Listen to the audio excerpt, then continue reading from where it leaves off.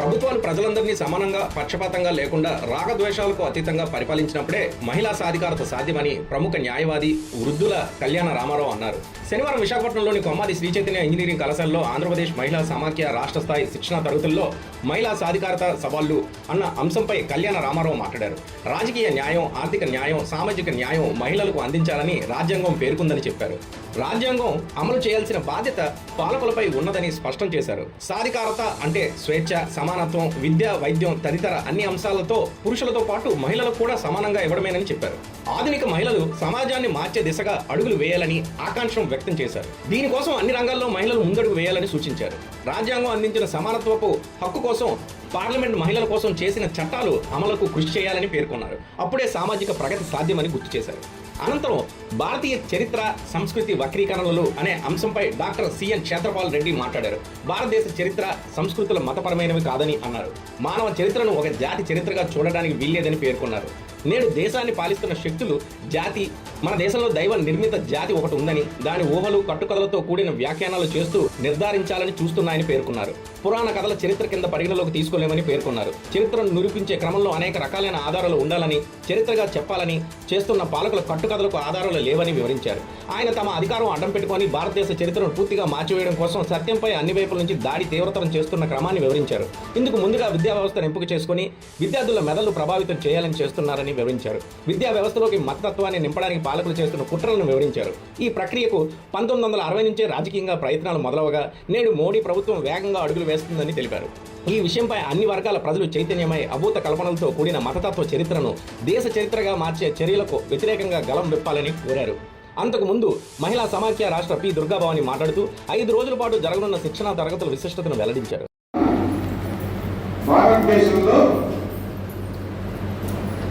ఏది తెలుసుకోవాలన్నా మనం మొట్టమొదటి కాన్స్టిట్యూషన్ గురించి కొంచెం తెలుసుకోవాలి. ఎందుకంటే మనది కాన్స్టిట్యూషనల్ డెమోక్రసీ. అంటే అర్థం ఏంటంటే our constitution supreme, howsoever high you may be, the constitution is above you. అది మన తాలూకా సిద్ధాంతం. అండ్ రూల్ ఆఫ్ లా అంటారు. రూల్ ఆఫ్ లా అంటే మన రిపబ్లిక్ లో, మన డెమోక్రటిక్ రిపబ్లిక్, మన రిపబ్లిక్ లో ఎవరు హెడ్ అంటే law is the head. Somebody rules in accordance with law. Law అంటే law as declared by Supreme Court. మనం చదువుకోవాలి కాదు, ఈ చదువుకునే దానికి అర్థం సుప్రీం కోర్ట్ ఏం చెప్పిందో దాని ప్రకారం మనం అర్థం చేసుకోవాలి. పరిపాలన దాని ప్రకారం. ఒక్కసారి కాన్స్టిట్యూషన్ క్వశ్చన్ తీస్తే మొదట మనకి ప్రియాంబుల్ ఉంటుంది. అంటే ప్రియాంబుల్ అంటే మన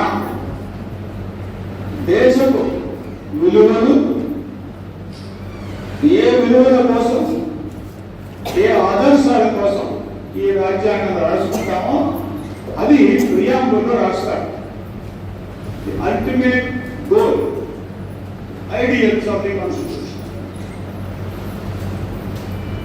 అక్కడ ఎలా స్టార్ట్ అవుతుంది? We the people of India, we the people of India,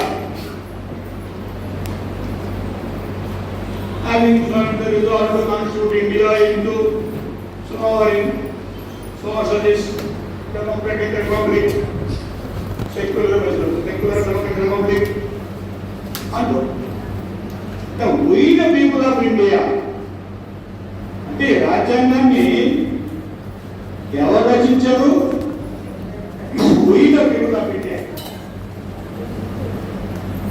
దేనికోసం రచించారు? We resolve to